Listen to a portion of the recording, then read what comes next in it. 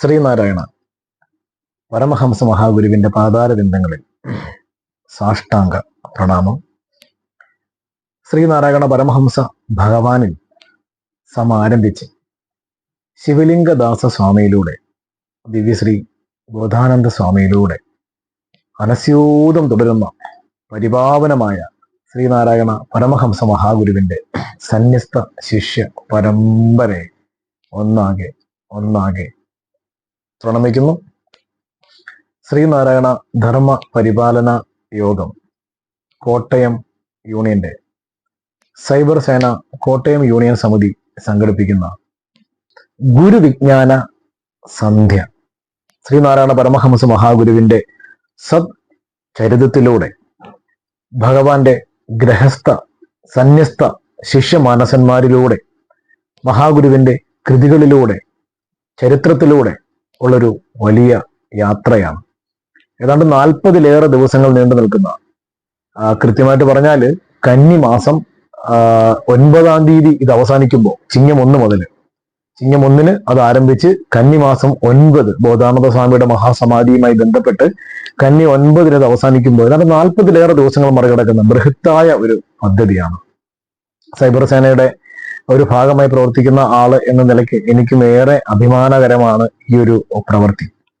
ഇതെല്ലാം Kottayam SNDP യൂണിയന്റെയും cyber സേനയുടെയും ഔദ്യോഗിക social media പ്ലാറ്റ്ഫോമുകളിൽ ടെലികാസ്റ്റ് ചെയ്യപ്പെടുന്നു എന്നതിലുപരിയായി അതിന്റെ യൂട്യൂബ് ചാനലിൽ ഇത് അപ്ലോഡ് ചെയ്യുക കൂടി ചെയ്യുന്നുണ്ട്. അപ്പൊ സ്വാഭാവികമായും ആർക്കെങ്കിലും എന്തെങ്കിലും ഒന്ന് റെഫർ ചെയ്യണമെങ്കിലോ ഒന്ന് നോക്കണമെങ്കിലോ ഇതെപ്പോഴും ഒരു റെഫറൻസ് പാക്കായി, ഒരു ഓൺലൈൻ ബാക്കപ്പ് ആയി ഇതിവിടെ കിടക്കും. വലിയൊരു കാര്യം തന്നെയാണ്. കാരണം ഈ 40-ലേറെ ദിവസങ്ങൾ എന്ന് പറയുമ്പോൾ വ്യത്യസ്തരായ 40ഓളം ആളുകളാണ് ഇതിനെക്കുറിച്ച് സംസാരിക്കുന്നത്, അല്ലെങ്കിൽ ഓരോ വിഷയത്തിനെ കുറിച്ച് സംസാരിക്കുന്നത്. അപ്പോൾ ഇങ്ങനെ ഒരു മഹത്തായ സംരംഭം ഏറ്റെടുത്ത, ഇങ്ങനെയുള്ള പല ആക്ടിവിറ്റികൾ ഇതിനു മുമ്പ് ചെയ്തിട്ടുള്ള അതിന്റെ ഭാഗമായിട്ടുള്ള ഒരാളെന്ന നിലയ്ക്ക് 4-5 ദിവസമൊക്കെ നീണ്ടു നിൽക്കുന്നതിന്റെ ഭാഗമായിട്ടുള്ള ഒരാളെന്ന നിലയ്ക്ക് എനിക്കതൊരു ബുദ്ധിമുട്ടിനെ കുറിച്ച് അറിയാം. ഇടയ്ക്ക് ഒരാളെ കിട്ടാതെ വരിക, സമയത്ത് ഓൺലൈൻ അപ്ലോഡ് ആവാതെ വരിക, നെറ്റ്വർക്ക് കട്ടായി വരും. അത് വളരെ നമ്മൾ വിചാരിക്കുന്നതിനപ്പുറത്ത് പ്രതിസന്ധികൾ നമ്മളെ അഭിമുഖീകരിക്കുന്നതാണ്. 5 ദിവസം വരെയുള്ളതിൻ്റെയൊക്കെ ഭാഗമായി ഞാനും ഉണ്ടായിട്ടുണ്ട്. ഈ 40-ലേറെ ദിവസം അത് ചെറിയൊരു കാര്യമല്ല. അപ്പോൾ സൈബർ സേനയുടെ കോട്ടയം യൂണിയൻ സമിതിയുടെ ഭാരവാഹികളെ, സൈബർ സേന കോട്ടയം ജില്ലയുടെ ചെയർമാൻ എന്ന് പറയുന്ന ഒരു സ്ഥാനം വഹിക്കുന്ന ഒരാളെന്ന നിലയ്ക്ക് ഹൃദയം നിറഞ്ഞ് ഒന്ന് അഭിനന്ദിക്കുവാനും ഗുരുവിന്റെ എല്ലാ അനുഗ്രഹവും ഇവർക്ക് ഉണ്ടാവട്ടെ എന്ന് ആശംസിക്കുവാനും പ്രാർത്ഥിക്കുവാനും ഈ അവസരം നിങ്ങളുടെ അനുഭവത്തോടു കൂടി വിനിയോഗിക്കട്ടെ. നമ്മുടെ വിഷയത്തെക്കുറിച്ച് ചർച്ച ചെയ്ത് വരുമ്പോൾ പ്രത്യേകിച്ച് ഈ ചിങ്ങം 1-നാണ് ഇത് ആരംഭിക്കുന്നത്. ചിങ്ങം 1 നമ്മളെ കണ്ണിൽ അവസാനിക്കുന്നു. ഭഗവാന്റെ മഹാസമാധി, തൊട്ടു പിന്നാലെ ബോധാനന്ദ സ്വാമിയുടെ മഹാസമാധി. നമ്മൾ അങ്ങനെയാണല്ലോ അതിന്റെ ഒരു പ്ലാൻ വരുന്നത്. അപ്പൊ അതില് ഈ ചിങ്ങം എന്ന വാക്ക് പറയുമ്പോൾ തന്നെ ഒരു ഓണം, പൂക്കളം തുടങ്ങിയ, അല്ലെങ്കിൽ നമുക്കൊരു ഓണത്തിന്റെ ഒരു ആംബിയൻസ് ഉണ്ടല്ലോ. നമുക്ക് എങ്ങനെയാണ് ഓണം വരുന്നത്, നമ്മുടെ വീടുകൾ അലങ്കരിക്കുന്നത്, പൂക്കളം ഇടുന്നത് തൊട്ട് പുതിയ വസ്ത്രങ്ങൾ വാങ്ങുന്നത് തൊട്ട് അന്ന് വളരെ വിഭവസമൃദ്ധമായ സദ്യ കഴിക്കുന്നത് തൊട്ട് ശരിയാണ്. പക്ഷെ പിന്നീട് നമ്മൾ SNDP യോഗത്തിന്റെ ഭാഗമായി യൂത്ത് മൂവ്മെന്റിലൊക്കെ വരുന്നു. എന്നെ പോലുള്ള ആളുകൾ, നിങ്ങളെ പോലുള്ള ആളുകൾ നമ്മൾ വരുമ്പോൾ നമ്മുടെ മനസ്സിൽ തിരുവോണം എന്ന് പറഞ്ഞൊരു കോൺസെപ്റ്റിന് അപ്പുറത്ത് അവിട്ടം ചതയം, 2 ദിവസം കൂടെ കഴിഞ്ഞ് ചതയം, ഭഗവാന്റെ ചതയം, തിരുജയന്തി, അത് നമുക്കൊരു ആഘോഷമാണ്. ചെറുപ്പകാലത്ത് നമ്മളുമൊക്കെ ആ സമയത്ത് നമ്മുടെ സ്വന്തം SNDP ശാഖാ യോഗത്തിന്റെ തിരുവോണത്തിന്റെ ദിവസം പോലും ആഘോഷങ്ങളിലും ഓരോ കാര്യങ്ങളും, മറ്റന്നാളുള്ള ചതയത്തിന്റെ ഘോഷയാത്ര, അതുമായി ബന്ധപ്പെട്ട ഒരുക്കങ്ങൾ, കുട്ടികളുടെ കലാപരിപാടികൾ, കായിക മത്സരങ്ങൾ, ഇതിന്റെയൊക്കെ തിരക്കുകളായിരിക്കും. ഇതൊക്കെ നമ്മൾ ആലോചിക്കുമ്പോൾ ഈ ഓണവും മഹാഗുരുവുമായി എന്തെങ്കിലും ബന്ധമുണ്ടോ? തിരുവോണത്തെ സാമതിരുപ്പാദങ്ങൾ എങ്ങനെയാണ് കണ്ടിട്ടുള്ളത്? ശിവഗിരി മഠത്തിലും അനുബന്ധ സ്ഥാപനങ്ങളിലും ഓണാഘോഷങ്ങൾ നടന്നിട്ടുണ്ടോ? ഇതൊക്കെ നമ്മളൊന്ന് ചിന്തിക്കേണ്ടതാണ്. അപ്പൊ അതിനെക്കുറിച്ച് നമ്മൾ അനലൈസ് ചെയ്ത് വരുമ്പോൾ ശിവഗിരി മഠത്തിന്റെ ശാഖാ സ്ഥാപനങ്ങളായിട്ടുള്ള പാരുവിപ്പുറം മഠം, ചെമ്പഴന്തി, അല്ലെങ്കിൽ ആലുവ അദ്വൈതാശ്രമം, ഭഗവാൻ പ്രതിഷ്ഠിച്ച നിരവധിയായ ക്ഷേത്രങ്ങൾ, ഇവിടങ്ങളിലെല്ലാം ചതയ ആഘോഷങ്ങളൊക്കെ നടക്കുമ്പോൾ ഈ തിരുവോണം എന്ന് പറയുന്ന ആ ഒരു പെർട്ടിക്കുലർ ദിവസത്തെ ഗുരുവുമായി ബന്ധപ്പെടുത്തി അങ്ങനെ ഒരുപാട് സംഭവങ്ങൾ നമുക്ക് ചരിത്രത്തിൽ കാണാനില്ല, ഒരുപാട് സംഭവങ്ങളെ കാണാനില്ല.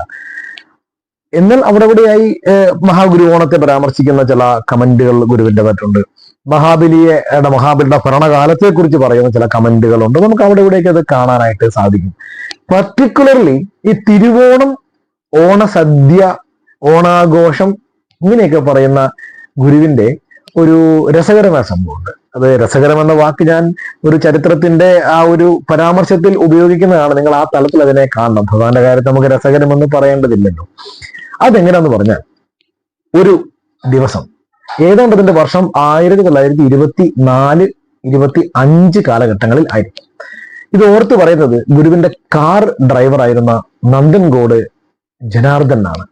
നമുക്കറിയാം, തിരുവനന്തപുരത്തിനടുത്ത് നന്ദൻകോട് സ്വദേശിയാണ്. ഏതാണ്ട് 20-ാമത്തെ വയസ്സിൽ മഹാഗുരുവിന്റെ കാർ ഡ്രൈവറായി എത്തി. 1904 കൂടിയാണ് അദ്ദേഹത്തിന്റെ ജനനം. ഏതാണ്ട് 1987 അദ്ദേഹം മരണമടയുന്നു. സച്ചിദാനന്ദ സ്വാമിയൊക്കെ അദ്ദേഹത്തെ നേരിട്ട് കണ്ട് ഇന്റർവ്യൂ ചെയ്ത് വിത്ത് ഫോട്ടോ സഹിതം അതൊക്കെ പ്രസിദ്ധീകരണങ്ങളാണ്, നിങ്ങൾക്ക് അറിയാവുന്ന കാര്യങ്ങളാണ്. അപ്പോൾ നന്ദൻകോട് ജനാർദ്ദനൻ, മഹാഗുരുവിന്റെ കാർ ഡ്രൈവറായിരുന്ന ജനാർദ്ദനന്റെ ഒരു ഓർമ്മക്കുറിപ്പിലാണ് ഈ തിരുവോണ സദ്യ എന്നിവയുമായി ബന്ധപ്പെട്ട് ഒരു സംഭവം ശിവഗിരി മഠത്തിന്റെ ചരിത്രഗതിയിൽ നമുക്ക് വായിച്ചെടുക്കാൻ സാധിക്കുന്നത്. അത് നമ്മൾ അതിലേക്ക് വരുമ്പോൾ ഒരു പക്ഷെ നിങ്ങളിൽ ആരെങ്കിലും ഇത് കേൾക്കുന്ന, ഇപ്പൊ നമ്മളിപ്പം ഇന്നത് അപ്ലോഡ് ചെയ്യുമ്പോൾ കേൾക്കുന്ന ആളുകളോ പിന്നീട് എപ്പോഴെങ്കിലും ഇതുമായി ബന്ധപ്പെട്ട വീഡിയോകൾ കണ്ടുവരുന്ന നിങ്ങൾ ആരെങ്കിലുമോ ഉണ്ടെങ്കിൽ ഒരു കാര്യം, ഈ ഗുരുവിന് കാറ് ഉണ്ടായിരുന്നോ, മഹാഗുരുവിന്റെ കാറ് എന്താണ് എന്നൊരു സംശയം തോന്നേണ്ടതില്ല. ശ്രീനാരായണ പരമഹംസ മഹാഗുരുവിന് ഒരു കാർ ഉണ്ടായിരുന്നു. 1924 മുതൽ 28 വരെ, ഭഗവാൻ മഹാസമാധിസ്ഥനാകുന്നത് വരെ 4 വർഷം ഗുരുവിന്റെ രഥമായി ഒരു വാഹനം സാമുദ്രപാദങ്ങൾക്ക് ഉണ്ടായിരുന്നു. ആദ്യമേ സാമുദ്രപാദങ്ങൾക്ക് വേണ്ടി വാങ്ങിയത് ഒരു ഷെവർലെ കാറായിരുന്നു. ആ കാറ് ഏതാണ്ട് ഒരു നീല നിറമുള്ളതായിരുന്നു എന്നും കറുത്ത നിറമുള്ളതായിരുന്നു, 2 അഭിപ്രായങ്ങൾ ആളുകളുടെ ഇടയിലുണ്ട്. അപ്പോ ആ കാറ് പിന്നീട് സാമുദ്രപാദങ്ങൾ ഈ വാഹനം ഇങ്ങനെ യാത്ര ചെയ്യുമ്പോൾ വളവൊക്കെ തിരിയുമ്പോൾ ഇതിന് കുലുക്കമുണ്ടാകുന്നു എന്നൊക്കെ സാമുദ്രപാദങ്ങൾ പറഞ്ഞതിന്റെ പേരിൽ ഈ വാഹനം വിറ്റ് കളഞ്ഞതായൊക്കെ നമുക്ക് ചരിത്രഗതിയിൽ കാണാം. പിന്നീട് മറ്റൊരു വണ്ടി വാങ്ങുന്നത് അതൊരു ഫിയറ്റ് കാറാണ്. അത് 5 സീറ്ററാണ്. അതൊരു നീല നിറത്തിലുള്ള കാറായിരുന്നു എന്ന് പരാമർശമുണ്ട്. ആ കാറിലെ സാമുദ്രപാദങ്ങൾ പലതവണ നാഗമ്പടത്ത്, നമ്മുടെ നാഗമ്പട മഹാദേവ ക്ഷേത്രത്തിൽ വന്നതായി ചരിത്രങ്ങളുണ്ട്.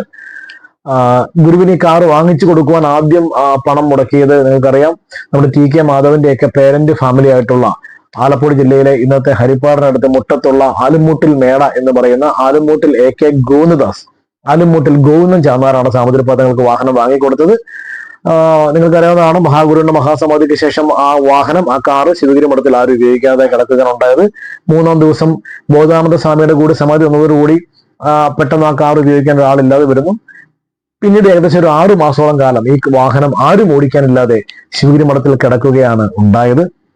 അതിനുശേഷം ശിവഗിരി മഠത്തിന്റെ 3-ാമത്തെ മഠാധിപതി ഗോവിന്ദാനന്ദ സ്വാമികൾ, പൂർവാശ്രമത്തിൽ ഗോവിന്ദൻ എന്നു പേരുള്ള കൊച്ചി രാജ്യത്തെ പോലീസ് ഇൻസ്പെക്ടറായിരുന്ന, വിവാഹിതനും ഒരു പെൺകുട്ടിയും ഉണ്ടായിരുന്ന, മകളായി ഉണ്ടായിരുന്ന ഗോവിന്ദാനന്ദ സ്വാമി ബോധാനന്ദ സ്വാമിയെ കാണുന്നതോടുകൂടി ആധ്യാത്മികമായ ഒരു വലിയ ഉണർവുണ്ടാവുകയും ഉദ്യോഗമെല്ലാം രാജിവെച്ച് സന്യാസം സ്വീകരിക്കുകയും അങ്ങനെ ബോധാനന്ദ സ്വാമിയിലൂടെ ശ്രീനാരായണ പരമഹംസ മഹാഗുരുവിന്റെ ശിഷ്യമാനസനായി മാറിയ ആ ഗോവിന്ദാനന്ദ സ്വാമി.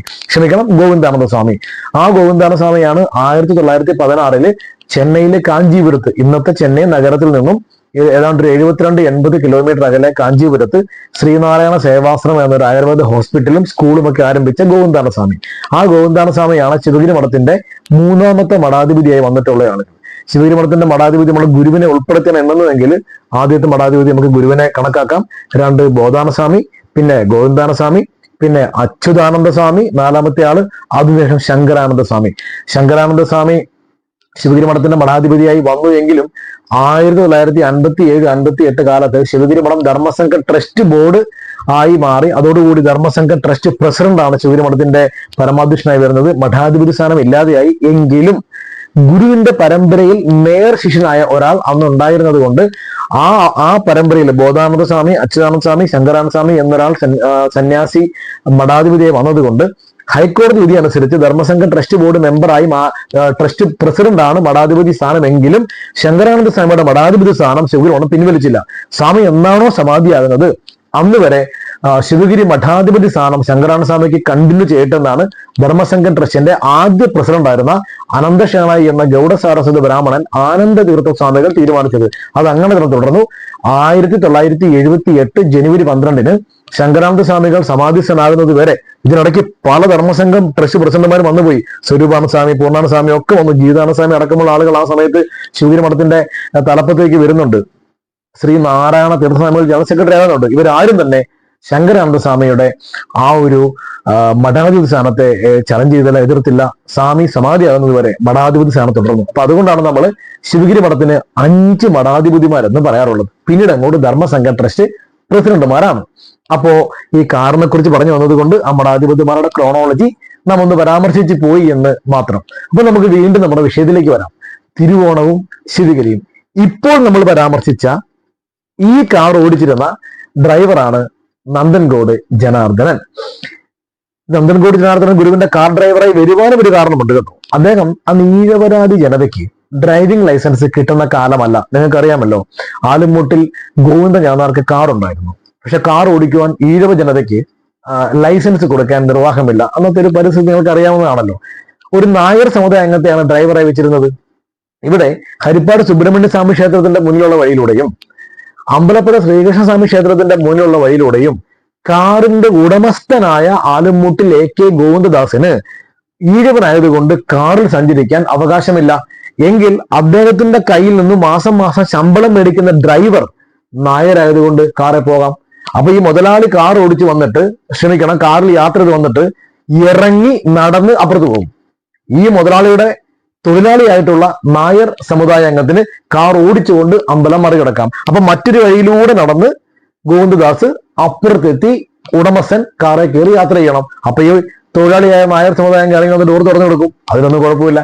അപ്പൊ സമ്പത്തിനെയൊക്കെ മറികടന്നുകൊണ്ട് ജാതിയുടെ ഭീകരമായ ഒരു ദ്രമിഷ്ടകള് നമ്മളൊന്ന് ചിന്തിക്കേണ്ടതുണ്ട്. ആ സമയത്ത് മഹാഗുരുവിന്റെ കാർ ഡ്രൈവർ ആയിരുന്ന നന്ദൻകോട് ജനാർദ്ദനന് എങ്ങനെ ലൈസൻസ് കിട്ടിയെന്ന് നമുക്ക് ആലോചിക്കാം. അതിന്റെ കാരണമുണ്ട്. നന്ദൻകോട് ജനാർദ്ദനൻ തിരുവനന്തപുരത്തും മറ്റും ജോലി ചെയ്തിരുന്ന ഒരാളാണ്. ഏതാണ്ട് 10-18 വയസ്സാണ് അപ്പൊ പ്രായം.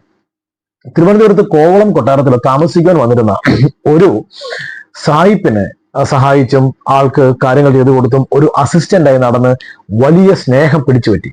ഇദ്ദേഹം തിരികെ ട്രാൻസ്ഫർ ആയോ മറ്റോ മദ്രാസിലേക്ക് പോയപ്പോ ജനാർദ്ദനെ കൂടെ കൊണ്ടുപോയി വണ്ടി ഓടിക്കാൻ പഠിപ്പിച്ചു.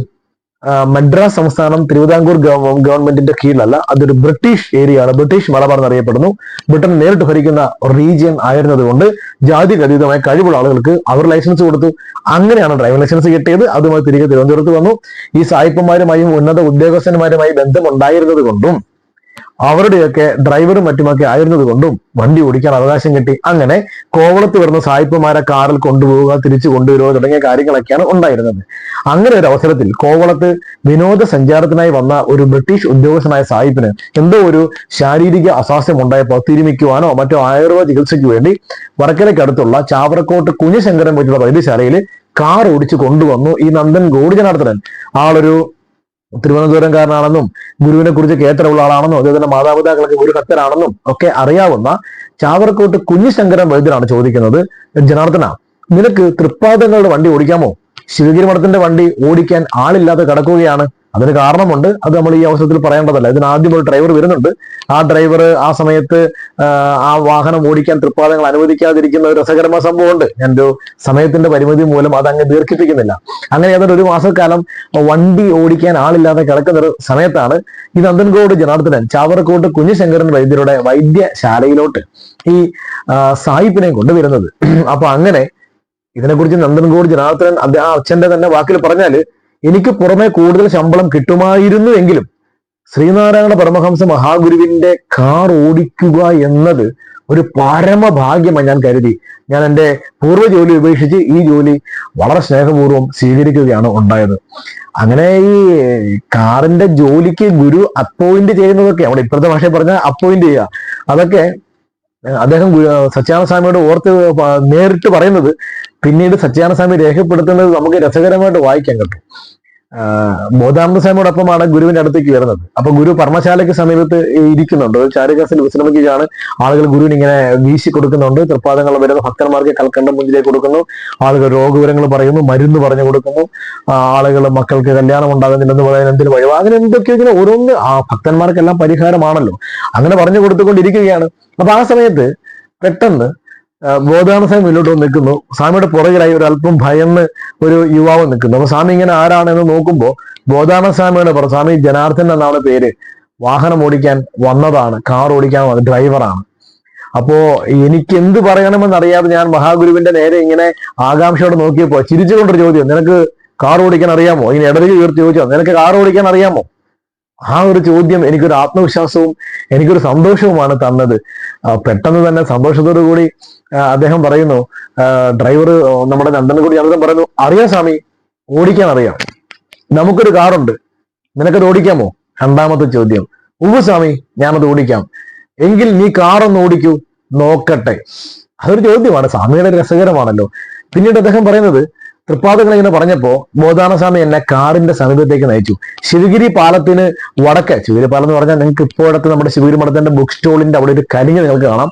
ആ കരികിന്റെ താഴെയിലൂടെ ഒരു ചെറിയ അരുവി ഒഴുകുന്നത് നമുക്ക് ഇപ്പോഴും മനസ്സിലാക്കാം. ഈ അരുവിയുടെ അന്ന് അവിടെ ഒരു മരം കൊണ്ടുള്ള പാലമായിരുന്നു. ആ പാലത്തിന്റെ താഴെ കൂടെ അലതല്ലി ഒഴുകുന്ന ഒരു അരുവി ഉണ്ടായിരുന്നു. അങ്ങ് വർക്കല കുന്നിന്റെ മുകളിൽ നിന്ന് ഒഴുകി വരുന്ന ജല ശ്രേണിയായിരുന്നു അത്, ഒരു സ്രോതസ്സായിരുന്നു അത്. സാമതൃപ്പാദങ്ങൾ പോലും ആ അരുവിയിൽ ഇറങ്ങി കാല് കഴുകിയിട്ടാണ് ശിവഗിരി കുന്നിന്റെ ആ പ്രാന്തത്തിലോട്ട് പാദങ്ങൾ വെച്ചിരുന്നത്. ഒരു കാലത്ത് അവിടെ ഒരു ബോർഡ് തൃപ്പാദങ്ങൾ സ്ഥാപിച്ചിരുന്നു എന്നാണ്. ശിവഗിരി പാലത്തിന് ഇപ്പുറത്തേക്ക് വ്രതമില്ലാതെ അനുഷ്ഠാനമില്ലാതെ മദ്യപിച്ച് പുകവലിച്ച് മുറുക്കിത്തിപ്പിക്കൊണ്ട് ആരും പ്രവേശിക്കരുന്ന സാമതൃപ്പാദങ്ങൾ അന്ന് അവർ താഴെ നാരായണ ഗുരു എന്ന് പറഞ്ഞുകൊണ്ട് ബോർഡ് വെച്ചിരുന്നു എന്നാണ്. ഇപ്പോഴും ശിവഗിരിയിൽ വരുന്ന പല ആളുകളും ഈ വ്രതമൊക്കെ അനുഷ്ഠിച്ചുകൊണ്ടാണോ എന്നത് നമുക്ക് രസകരമായി ചിന്തിക്കാവുന്നതാണ്. പോട്ടെ, നമ്മൾ അതൊന്നും ഇപ്പോൾ പരാമർശിക്കേണ്ടതില്ല. പാലത്തിന്റെ വടക്ക് ഭാഗത്തായി ഗുരുവിന്റെ വാഹനം കിടക്കുന്നുണ്ടായിരുന്നതാണ്. ഒരു ഖാദി തുണി കൊണ്ട് മൂടിയിരുന്നു. ഞാൻ ചെന്ന് വളരെ ശ്രദ്ധാപൂർവം ആ തുണി എടുത്ത് മാറ്റി. പറയുന്നതാണ് നന്ദനകുടി ജനാർദ്ദനൻ. തുടർന്ന് ഞാൻ കാർ ഇറക്കി സ്റ്റാർട്ട് ചെയ്തു. എന്നോടൊപ്പം ബോധാനന്ദ സ്വാമി മുൻസീറ്റിലിരുന്നു. ഗുരുദാസും ഗോവിന്ദദാസും പുറകിൽ കയറി. അതൊരു 5 സീറ്റർ വണ്ടിയായിരുന്നു. ഞങ്ങൾ ആ വാഹനം ഓടിച്ച് വർക്കല പാപനാശം കടപ്പുറം ചുറ്റി തിരികെ വന്നു. തിരികെ എന്നെ കൂട്ടി ഗുരുവിന്റെ സമീപം കൊണ്ടുവന്നു. അപ്പോ ബോധാനന്ദ സ്വാമി പറഞ്ഞു, സ്വാമി, നന്നായി വണ്ടി ഓടിക്കാൻ അറിയാം. എന്നെ നോക്കി ഗുരു, നമ്മോടൊപ്പം ഇവിടെ നിൽക്കാമോ? ഒരു ചോദ്യമാണ്. നമ്മോടൊപ്പം ഇവിടെ നിൽക്കാമോ? നിൽക്കാൻ സ്വാമി എന്ന് പറയുന്നു. അങ്ങനെ ഞാൻ ഭഗവാന്റെ ഡ്രൈവറായി. ഇദ്ദേഹത്തിന്റെ വാക്കുകളാണ്.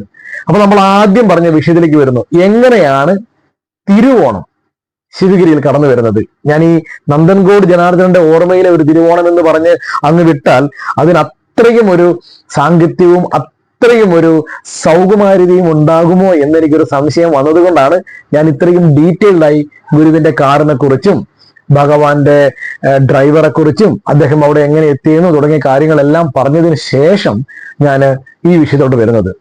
അങ്ങനെ 1924 അവസാനമോ 25 ആദ്യമോ ഒക്കെ ആയിരിക്കണം ഏതാണ്ട് ഈ ഒരു സംഭവം. നമ്മൾ മലയാള ഇറ നോക്കുമ്പോഴത്തേക്കും ഏതാണ്ട് ഒരു ഓഗസ്റ്റ് സെപ്റ്റംബർ ഒക്കെ ആകുമല്ലോ ഓണം വരുന്നത്. ഏതാണ്ട് ആ ടൈം, മോസ്റ്റ് പ്രോബബ്ലി അതിന്റെ എക്സാക്ട് കണക്ക് അറിയില്ലെങ്കിലും 1925 ആവണം ഒരു ഓണക്കാലം. വീട്ടിൽ പോയിട്ട് ഏറെ മാസങ്ങളായി. നന്ദൻകോട് ജനാർദ്ദനൻ ഓർക്കുകയാണ്, എങ്കിൽ ഇത്തവണത്തെ ഓണത്തിന് വീട്ടിൽ പോകാം, അച്ഛനോടും അമ്മയോടും ഒപ്പം തിരുവോണ സദ്യ ഉണ്ണാം എന്ന് തീരുമാനിക്കുന്നു. അപ്പൊ അന്ന് തിരുവനന്തപുരത്തോട്ട് പോകുന്നത് ഒന്നെങ്കിൽ ട്രെയിൻ ആ സമയത്ത് ഉണ്ട്, അതല്ലെങ്കിൽ വർക്കല ശിവഗിരി മഠത്തിന്റെ താഴെ നിന്നും വർക്കല തുരുപ്പിലൂടെ കനാലിലൂടെ നമുക്ക് വള്ളമുണ്ട്. അതിലെ ബോട്ട് പോവുകയില്ല, വള്ളമാണുള്ളത്. അങ്ങനെ തിരുവനന്തപുരത്ത് പോകാം. അവിടെ നിന്നും നന്ദൻകോട്ടെ വീട്ടിലേക്ക് പോകാൻ വലിയ ബുദ്ധിമുട്ടുള്ള കാര്യമല്ല. സാമതൃപ്പാദങ്ങൾ നേരത്തെ പറഞ്ഞതുപോലെ തന്നെ ശാരദാമഠത്തിന്റെ സമീപത്ത്, പർണശാലയ്ക്കും ശാരദാമഠത്തിനും ഇടയിലായി സാമതൃപ്പാദങ്ങൾ വിശ്രമിക്കുന്നു. നിരവധി ഭക്തമാനസന്മാർ ഗുരുവിനെ കാണാൻ വന്നിരിക്കുന്നു. ആളുകൾ ഇങ്ങനെ നടന്നു പോകുന്നു. തൃപ്പാദങ്ങൾ അവർക്ക് പ്രസാദങ്ങൾ കൊടുക്കുന്നു, കൽക്കണ്ട കൊടുക്കുന്നു, മുന്തിരി കൊടുക്കുന്നു. എന്തെങ്കിലും പരിഭവമോ എന്തെങ്കിലും സങ്കടമോ എന്തെങ്കിലും ആവലാതിയോ പറഞ്ഞാൽ അപ്പോൾ പരിഹാരം പറയുന്നു. ജനാർദ്ദനൻ പതുക്കെ മുന്നിൽ ചെന്ന് നിന്ന് ഭഗവാന്റെ പാദങ്ങൾ തൊട്ട് നമസ്കരിക്കുന്നു. തൃപ്പാദങ്ങൾ ശിരസ് ഉയർത്തി എന്താണ് നീ വന്നത് എന്ന ഭാവത്തിൽ ചോദിക്കുന്നു. അപ്പോ ഇത് 2 ദിവസം മുന്നാണ്. അതായത് ഉത്രാടം, നമുക്കറിയാം തിരുവോണത്തിന് അടുത്ത് ഉത്രാടം, ഉത്രാടത്തിന്റെയും തലേ ദിവസമാണ് ഇത്. അപ്പോ നമ്മൾ ഏതാണ്ട് പറയുമല്ലോ, 1-ാം ഓണം, 2-ാം ഓണം, തിരുവോണം എന്നൊക്കെ പറയുന്നത് പോലെ രീതിയിൽ ഒരു ദിവസമാണത്. അപ്പൊ നാളെയാണ് ഉത്രാടം, അതിനടുത്ത ദിവസമാണ് തിരുവോണം. അപ്പം തിരുവോണത്തിന് 2 days ബിഫോർ, 2 ദിവസം മുമ്പാണ് ഈ സംഭവം ഉണ്ടാകുന്നത്.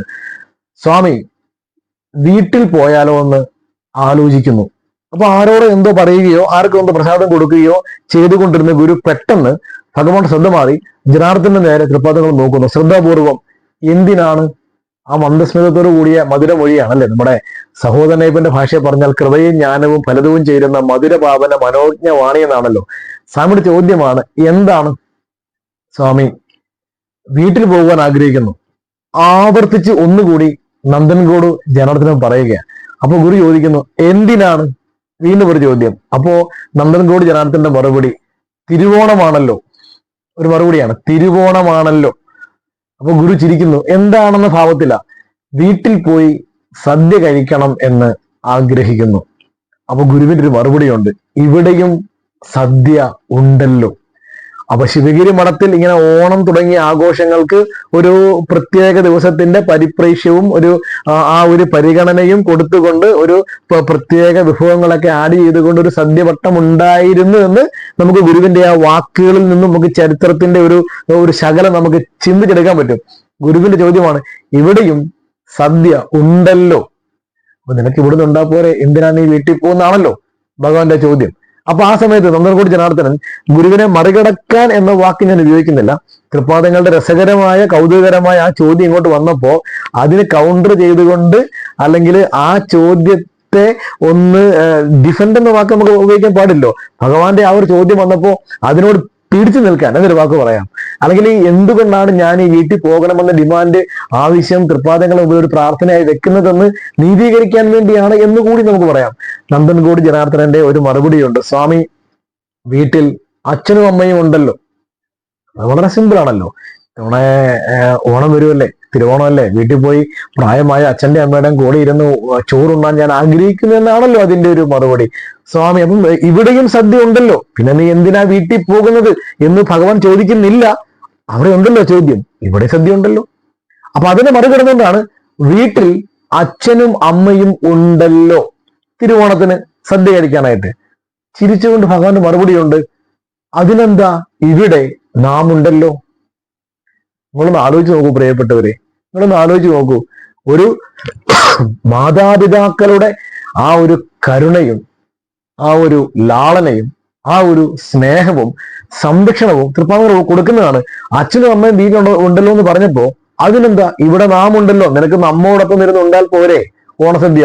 നിന്റെ മാതാപിതാക്കൾ തരുന്ന സ്നേഹവും പരിലാളനയും കരുതലും കൃപയും ഞാൻ തരുന്നില്ലേ? അങ്ങനെ ചിന്തിക്കാമല്ലോ. അങ്ങനെ തന്നെയാണ് ചോദിക്കുന്നത്, അങ്ങനെ തന്നെയാണ് ചോദിക്കുന്നത്. അപ്പൊ രസകരമാണ് ആ ഒരു ചോദ്യം. പിന്നീട് എനിക്കൊന്നും പറയാൻ പറ്റിയില്ല എന്നാണ് തൃപ്പാദങ്ങൾ ചിരിച്ചുകൊണ്ട് പറഞ്ഞതായി നന്ദൻകോട് ജനാർദ്ദനൻ പിന്നീട് പലപ്പോഴും പറയാറുണ്ട്, തിരുവോണത്തിന് നമ്മോടൊപ്പം സദ്യ ഉണ്ടാവും. അപ്പൊ അത് വലിയ ഒരു സന്തോഷമായും ഒരു അഭിമാനമായും, നമ്മളിപ്പോ ഈ ആലങ്കാരികമായിട്ട് പറയുള്ളൂ സ്വകാര്യ അഹങ്കാരം എന്നൊക്കെ പറയുമല്ലോ എന്ന് പറഞ്ഞതുപോലെ, ഇത്തവണ തിരുവോണത്തിന് ശിവഗിരി മഠത്തില് സദ്യവട്ടം നടക്കുമ്പോ മഹാഗുരുവിനോടൊപ്പം ഇരുന്നായിരിക്കും ഞാൻ ഭക്ഷണം കഴിക്കുന്നത്, സദ്യ കഴിക്കുന്നത്. വലിയൊരു സന്തോഷമായി നന്ദൻകോട് ജനാർദ്ദനൻ എടുക്കുകയാണ്. അതിന്റെ രണ്ടാം ഘട്ടം എന്ന് പറയുന്നത് പിറ്റേ ദിവസം എന്ന് പറഞ്ഞാൽ നാളെ ഉത്രാടം തിരുവോണം. തിരുവോണത്തിന്റെ ഇന്ന് രാവിലെ നന്ദൻകോട് ജനാർദ്ദനൻ പതിവ് ഭഗവാനെ എല്ലാ ദിവസവും രാവിലെ ശിവഗിരി മഠത്തിലെ അന്തേവാസികള് ശാരദാ മഠത്തിലോ പർണശാലയിലോ സാമതിർപ്പാദങ്ങൾ ഉപവിഷ്ടനാകുമ്പോൾ ഗുരുവിനെ വലം വെച്ച് നമസ്കരിച്ച് കൽക്കണ്ടോ മുന്തിരി പ്രസാദം വാങ്ങാറുണ്ട്. എന്തോ പ്രസാദം വാങ്ങി, അന്ന് തിരുവോണമാണ്, സാമതിർപ്പാദങ്ങൾ എന്തെങ്കിലുമൊക്കെ കൈനീട്ടം കൊടുക്കും. അങ്ങനെയൊക്കെയുള്ള ചില സമയത്ത് അങ്ങനെയൊക്കെ നമുക്ക് കാണാൻ പറ്റും, പ്രസാദം കൊടുക്കുകയൊക്കെ ഉണ്ടാവാം. രാവിലെ ഭക്ഷണം കഴിക്കാൻ നന്ദൻകോട് ജനാർദ്ദനന് വലിയ താല്പര്യം തോന്നുന്നില്ല. അപ്പോ ഒട്ടുപേർ എല്ലാവർക്കും കാപ്പിയുണ്ട്, ചെറിയൊരു കാപ്പി എന്തോ കുടിക്കുന്നു, പലഹാരമായി ഒന്നും കഴിക്കുന്നില്ല. ആള് ചിന്തിക്കുന്നത് ഇത് തിരുവോണമാണ്, രാവിലെ അത്യാവശ്യം ഭഗവാന്റെ കയ്യിൽ നിന്ന് ഒരു പ്രസാദം എന്തോ കിട്ടി, ഒരു ചെറിയ കാപ്പി എന്തോ കുടിച്ചു, മതി, വലിയ വിശപ്പില്ല. ഇന്നത്തെ ഉച്ചയ്ക്കത്തെ സദ്യ എനിക്ക് എന്റെ സ്വാമിയുടെ കൂടെ ഇരുന്ന് കഴിക്കണം. ആദ്യമായി ഓണസദ്യ എനിക്ക് എന്റെ ശ്രീനാരായണ പരമഹംസ മഹാഗുരുവിന്റെ കൂടെ ഇരുന്ന് കഴിക്കണം എന്നൊരു സന്തോഷത്തിലിരിക്കുകയാണ്. ആ സമയത്ത് നമ്മുടെ നടരാജ ഗുരു, അന്ന് നടരാജൻ മാസ്റ്റർ അവിടെയുണ്ട്. ഡോക്ടർ പൽപ്പുവിന്റെ തന്നെ മറ്റൊരു ബന്ധുവായിട്ടുള്ള മറ്റൊരു മാധവൻ, അദ്ദേഹം അവിടെയുണ്ട്. ഈ മാധവനും നമ്മുടെ കാർ ഡ്രൈവർ നന്ദൻകോട് ജനാർദ്ദനെ ഒരു സുഹൃത്തുക്കളാണ്, സമപ്രായക്കാരുമാണ്, ഇവരും വലിയ കൂട്ടുകാരാണ്. ഇവർ രണ്ടുപേരും ഭക്ഷണം കഴിക്കാൻ പോകുമ്പോൾ ചോദിക്കുന്നുണ്ട്, ജനാർദ്ദന നീ കഴിക്കാൻ വരുന്നില്ലേ? അപ്പൊ ഇവരോട് രഹസ്യമായിട്ട് ജീവി പറഞ്ഞു, ഇത് വേറെ ആരും അറിഞ്ഞിട്ടില്ല, ഞാൻ ഉച്ചയ്ക്കേ കഴിക്കുന്നുള്ളൂ. അപ്പോ നടരാജഗുരുവാണ് ചോദിക്കുന്നത്. നടരാജൻ മാസ്റ്റർ എന്നാണ് അതിനെക്കുറിച്ച് നന്ദൻകോടി ജനാർദ്ദൻ ആ സമയത്ത് പരാമർശിച്ചത്. കാരണം അന്ന് നടരാജൻ മാസ്റ്ററാണ്, നടരാജ ഗുരു ആയിട്ടില്ല. കാരണം പിന്നീടാണല്ലോ നമ്മളെ പാരീസിൽ പഠിക്കാൻ പോകുന്നതൊക്കെ. അതിന് 2 വർഷം മുമ്പാണ് ഈ സംഭവങ്ങളൊക്കെ. നീ എന്താ കഴിക്കാത്തത്? അപ്പൊ രഹസ്യമായിട്ട് പറയുന്നു, തൃപ്പാദങ്ങൾ എന്നോട് തിരുവോണത്തിന് കൂടെ ഇരുന്ന് കഴിക്കാൻ പറഞ്ഞിട്ടുണ്ട്. അതുകൊണ്ട് ഇന്നത്തെ എന്റെ ആദ്യത്തെ പ്രധാന ഭക്ഷണം സ്വാമിയോടൊപ്പമാണ്, വേറൊന്നും ഞാൻ കഴിക്കുന്നില്ല എന്ന് പറഞ്ഞു. ഒരു കൗതുകത്തോടു കൂടി ഇവരിങ്ങനെ നോക്കി, സ്വാമി ഇവനെ കൂടെ ഇരുന്ന് കഴിക്കാൻ വിളിച്ചിട്ടുണ്ടായിരിക്കുമോ? എന്താണെങ്കിലും അതത്ര കാര്യമായി എടുക്കാതെയോ ഇവർ പിന്നൊന്നും ചോദിച്ചുപോലും. ഇവർ കഴിക്കാൻ പോവുകയും ചെയ്തു. ജനാർദ്ദനൻ സ്വാഭാവികമായി മറ്റു പണികളൊക്കെ വ്യാപൃതനായി ആളങ്ങ് തിരക്കിലായി പോയി. സമയം ഉച്ച ഏതാണ്ട് 12:30. അപ്പൊ ശിവഗിരി മഠത്തിൽ അന്ന് ബെല്ലടിക്കും. നിങ്ങൾക്കറിയാം, അതൊക്കെ ചരിത്രമാണ്. ശിവഗിരി മഠത്തിലെ ആദ്യത്തെ പാചകക്കാരന്റെ പേര് പപ്പുശാന്തി എന്നാണ്. അദ്ദേഹം ഇങ്ങനെ ഈ ഭക്ഷണം ഉണ്ടാക്കി കഴിഞ്ഞിട്ട് ആളുകളെ വാന്ന് വിളിക്കുമ്പോൾ ഗുരുവിന്റെ തല നിർദ്ദേശമാണ്, പപ്പു നീ എല്ലാവരെയും ഓടി നടന്ന് വിളിക്കേണ്ടതില്ല. ഭക്ഷണം കാലായി കഴിയുമ്പോൾ ഒരു മണി കെട്ടിത്തൂക്കി അടിക്കുക, ആളുകൾ വന്നുകൊള്ളും. ഇന്നും ശിവഗിരി മഠത്തിൽ ആ ഒരു ബെല്ലടിക്കുന്ന സമ്പ്രദായം അതുകൊണ്ട് തുടരുന്നുണ്ട് കേട്ടോ. അപ്പൊ പപ്പുശാന്തിയുടെ ബെല്ലടി ഉണ്ടാകുന്നു, ആളുകൾ ഭക്ഷണം കഴിക്കാൻ പോകുന്നു, സന്യാസിമാർ പോകുന്ന കണ്ടു. അപ്പോ പൊതുവിൽ സന്യാസിമാർ കഴിച്ചിട്ടാണ് മറ്റ് അന്തേവാസികൾ കഴിക്കാറുള്ളത്. ഇന്നത്തെ അത്രയും വലിയ വലിപ്പമുള്ള ഊട്ടുപുര ആയിരുന്നിരിക്കില്ലായിരിക്കണം.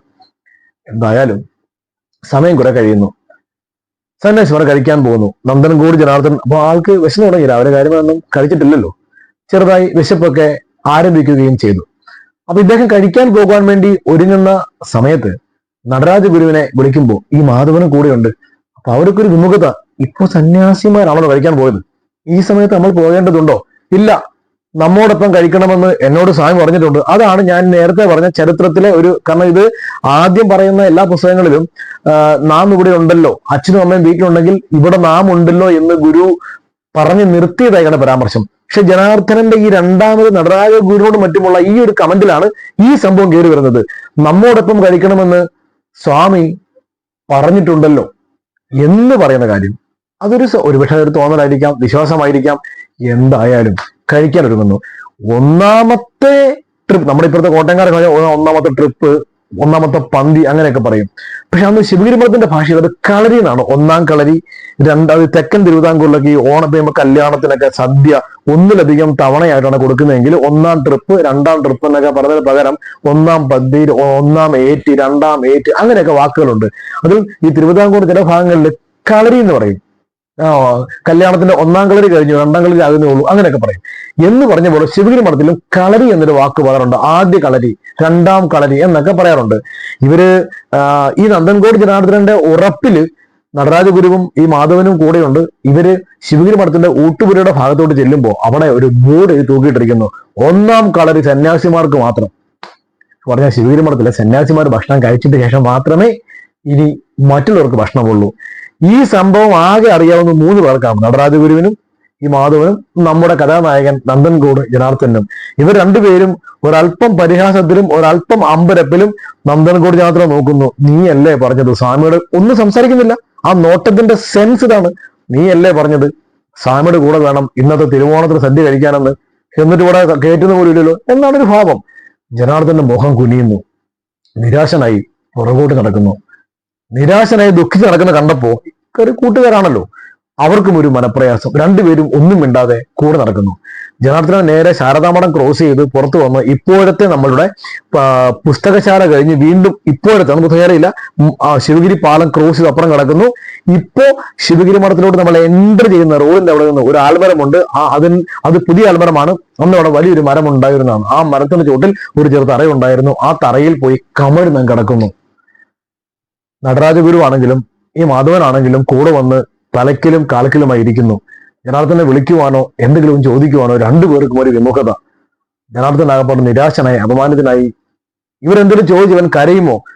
3 പേരും ആകെ നിർനിമേഷരായി, അല്ലെങ്കിൽ നിരാശരായി, നമ്മുടെ ഇപ്പോഴത്തെ ഭാഷ പറഞ്ഞാൽ ഗ്ലൂമിയായി, അവർ ഡൗൺ ആയി എന്ന് പറയാം.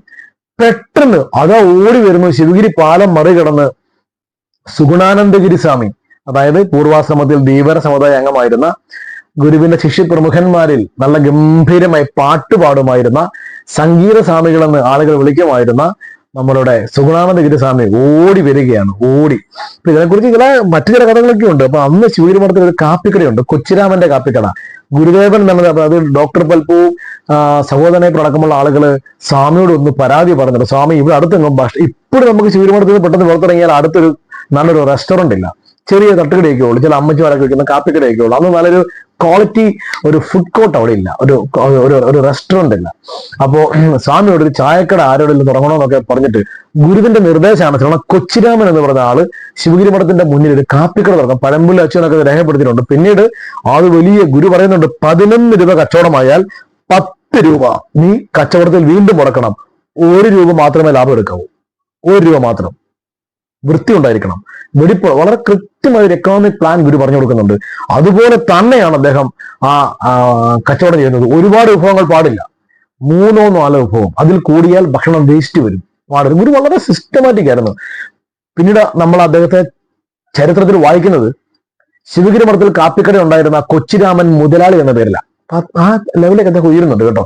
അത് കൊച്ചിരാമന്റെ കാപ്പിക്കട ഒന്നുമില്ല. അപ്പൊ നടരാജ് ഗുരു പിന്നീട് ചില ലേഖനങ്ങളൊക്കെ ഓർത്തെടുക്കുന്ന നമുക്ക് കാണാം. ഞങ്ങളെല്ലാം വിഷമിച്ചു, ആ കൊച്ചിരാമന്റെ കാപ്പിക്കട ഉണ്ടെങ്കിൽ അവിടെ നിന്നെങ്കിലും വല്ലതും കഴിക്കരുത്, അതും മാർഗമില്ലല്ലോ. പെട്ടെന്നാണ് ഓടി വരുന്നത് സുഗുണാനന്ദ ഗിരിസ്വാമി, നമ്മുടെ ജനാർദ്ദൻ എവിടെ? ആളെണീറ്റു, നിന്നെ ഗുരു വിളിക്കുന്നു, നിങ്ങളും വന്നോളൂ. ഒന്ന് ആലോചിച്ച് നോക്കി, നിന്നെ ഗുരു വിളിക്കുന്നു. 1ാം കളരി സന്യാസിമാർക്ക് മാത്രമെന്ന ബോർഡ് വായിച്ചിട്ട് തിരിച്ചു വന്നവരാണ്, നിങ്ങൾ ആലോചിക്കണം. 1ാം കളരി സന്യാസിമാർക്ക് ആ ഒരു ഭക്തന്റെ മനസ്സിനെ ആശ്രിത വത്സലനായ ശ്രീ നാരായണ പരമഹംസ മഹാഗുരു കാണുന്നു എന്നതിന്റെയാണ്. ചെല്ലുമ്പോ നന്ദൻകോട് ജനാർദ്ദൻ അത് പറഞ്ഞിട്ട് കരയുകയായിരുന്നു. ജനാർദ്ദനൻ അവിടെ ചെല്ലുമ്പോൾ മഹാഗുരുവിന്റെ വലതുഭാഗത്തായി ഒരു ഇല ഇട്ട് ഭക്ഷണം വെച്ചിരിക്കുകയാണ്. തൊട്ടപ്പുറത്തായി ഇവർക്ക് 2 പേർക്ക് ഇലയുണ്ട്. അങ്ങനെ 3 പേരും ഇരിക്കുന്നു.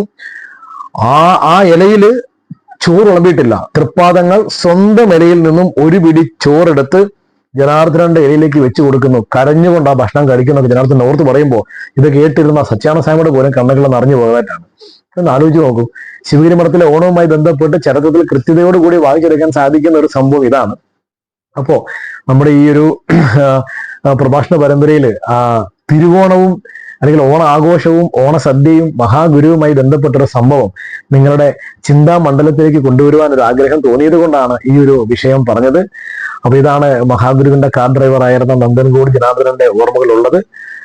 പിന്നെ നിങ്ങൾക്കൊരു ആകാംക്ഷ തോന്നിയിരിക്കും, ആ വാഹനം പിന്നീട് മഹാഗുരുവിന്റെ മഹാസമാധിക്ക് ശേഷം ഈ വാഹനം അധികം ആളുകൾ ഓടിക്കാതെ കിടന്നു. പിന്നീട് അത് നമ്മളുടെ ശിവഗിരി മഠത്തിന്റെ 3ാമത്തെ മഠാധിപതി ആയിരുന്ന ഗോവിന്ദാന സ്വാമികൾ 6 മാസത്തിന് ശേഷം ഈ വാഹനം ചെന്നൈക്ക് കൊണ്ടുപോയി. കാഞ്ചീപുരത്ത് അവിടെ ആ വാഹനം ഉണ്ടായിരുന്നു. 2 കൊല്ലം കഴിഞ്ഞ് 1930 ഡിസംബർ 13 ഗോവിന്ദാനന്ദ സ്വാമികൾ സമാധിയായിപ്പോയി. പിന്നീട് ഈ വാഹനം ഉപയോഗിച്ചിരുന്നത് അതിനുശേഷം കാഞ്ചീപുരം ശ്രീനാരായണ സേവാശ്രമത്തിന്റെ മഠാധിപതിയായിട്ട് വന്ന ആത്മാനന്ദ സ്വാമികൾ ശ്രീനാരായണ ധർമ്മം മഹാഗുരുവിന്റെ തിരുമുഖത്തു നിന്നും എഴുതിയെടുത്ത് നമുക്ക് പകർന്നു തന്ന ആത്മാനന്ദ സ്വാമികൾ ഈ വാഹനം ഉപയോഗിച്ചിരുന്നു. പിന്നീട് 1938 ആകുമ്പോൾ ഈ വാഹനം വാങ്ങിയിട്ട് ഏതാണ്ട് ഒരു 14 വർഷത്തോളമായി. അപ്പൊ അത് വണ്ടി ചീത്തയായി, അതിന്റെ പാർട്സുകളും മറ്റും ഇന്നത്തെ പോലെ ടെക്നോളജിക്കൽ അഡ്വാൻസ്മെന്റ് ഉള്ളൊരു കാലമല്ലല്ലോ. അതിന്റെ പാർട്സുകളൊന്നും കിട്ടാതിരിക്കുക, വാഹനം പിന്നീട് മഠം വിറ്റ് കളയുകയും അത് ആരോ പഴയ വിലയ്ക്ക് പൊളിച്ച് വിറ്റു എന്നൊക്കെയാണ് ചരിത്രഗതിയിൽ നമുക്ക് വായിച്ചെടുക്കാൻ സാധിക്കുന്നത്. ഈ തലമുറയിലെ ഗുരുഭക്തന്മാരുടെ ഭാഗ്യദോഷം, അത് ഒരു തിരുശേഷിപ്പ് നമുക്ക് ലഭിച്ചില്ല എന്നതും ദുഃഖത്തോടു കൂടി ഓർക്കേണ്ടതുണ്ട്. അപ്പോ അതാണ് കാടിന്റെ ഒരു സംഭവം. അപ്പോൾ ഇത് നിങ്ങൾ എല്ലാവരുടെയും മനസ്സിൽ ഉണ്ടാവട്ടെ എന്ന് ആശംസിക്കുന്നു. തിരുവോണവും ബന്ധപ്പെട്ട് വേറെ നമുക്ക് സംഭവങ്ങൾ ഓർത്തെടുക്കുവാനുണ്ട്. ഇപ്പോ ആലുവ അദ്വൈത ആശ്രമത്തിലെ ഒരു ഓണക്കാലത്ത് ഒരു വലിയ നിരീശ്വരവാദിയൊക്കെ ആയിട്ടുള്ള ജോസഫൈൻ എന്ന് പറഞ്ഞ ഒരാള് ഗുരുവിനെ കാണാൻ പറ്റുന്ന സംഭവമൊക്കെ നമുക്ക് പഴമ്പള്ളി അച്യുതന്റെ ഒക്കെ ആണെങ്കിൽ കുറ്റിപ്പുഴ കൃഷ്ണപിള്ളയൊക്കെ ലേഖനങ്ങളൊക്കെ വായിക്കാൻ പറ്റും. അപ്പൊ സാമുദ്രപാദങ്ങളെ ആ സമയത്ത് ആലുവ അദ്വൈതാശ്രമത്തിന്റെ പ്രധാന ആശ്രമത്തിന്റെ പുറകിലുള്ള കൃഷിത്തോട്ടത്തില് ചീരയ്ക്ക് ചെറിയൊരു തൂമ്പൊക്കെ ഇങ്ങനെ കയ്യിൽ പിടിക്കാവുന്ന ചെറിയൊരു കൂന്താലി കൊണ്ട് കൈകൾ കൊണ്ട് മണ്ണിളക്കി മാറ്റി, സഹായി ചാണകവെള്ളം തളിക്കുമ്പോൾ മണ്ണിളക്കി മാറ്റി അതിന് വളമിടുവാൻ നിൽക്കുന്ന ഗുരുവിനെ കണ്ടതായി അന്നത്തെ ഒരു യുക്തിവാദി കൂടിയായിരുന്ന MC ജോസഫൈന്റെ ഓർമ്മകളൊക്കെ നമുക്ക് വായിക്കാൻ പറ്റും. അപ്പൊ അതും ഒരു ഓണക്കാലമാണെന്ന് അദ്ദേഹം ചിന്തിക്കുന്നുണ്ട്. അപ്പൊ ഇതെല്ലാം കൂടി ചേർന്നതാണ് ഗുരുവിന്റെ ചരിത്ര സബരിയിലെ ഒരു ഓണക്കാലം. അപ്പോ അവസാനിപ്പിക്കാൻ ആഗ്രഹിക്കുന്നു. തുടങ്ങിയെടുത്ത് ഒന്നുകൂടി പരാമർശിക്കട്ടെ. എൻ്റെ ഒരു ഓർമ്മയിൽ നമുക്ക് SNDP സൈബർ സേന നടത്തുന്ന ആക്ടിവിറ്റികളിൽ ഏറ്റവും മഹത്തരമാണിത്. എല്ലാ ദിവസവും ഗുരുവിന് വചനങ്ങളൊക്കെ വിടുന്നതോടൊപ്പം നോക്കൂ, എല്ലാ ദിവസവും ചിങ്ങം 1 മുതൽ കന്നി 9 വരെ ഗുരുവിന്റെ ചരിത്ര സബരിയിലൂടെ നിങ്ങളെ കൂട്ടിക്കൊണ്ടു പോകുവാൻ ഈ സൈബർ സേന ടീം നടത്തുന്ന അശ്രാന്ത പരിശ്രമത്തെ ഹൃദയം കൊണ്ട് അഭിനന്ദിക്കുന്നു. എല്ലാ പിന്തുണയും എല്ലാ ഭാവങ്ങളും ഇവർക്ക് നേരുന്നു. എല്ലാവർക്കും ഹൃദയം നിറഞ്ഞ ചതയ ആഘോഷങ്ങളുടെയും ഓണക്കാലത്തിന്റെയും ആശംസകൾ നേരുന്നു. എല്ലാ ഭാവങ്ങളും എല്ലാ പ്രാർത്ഥനകളും നിങ്ങൾക്ക് അർപ്പിച്ചുകൊണ്ട് നിർത്തട്ടെ. നന്ദി. 1000 നമസ്കാരം.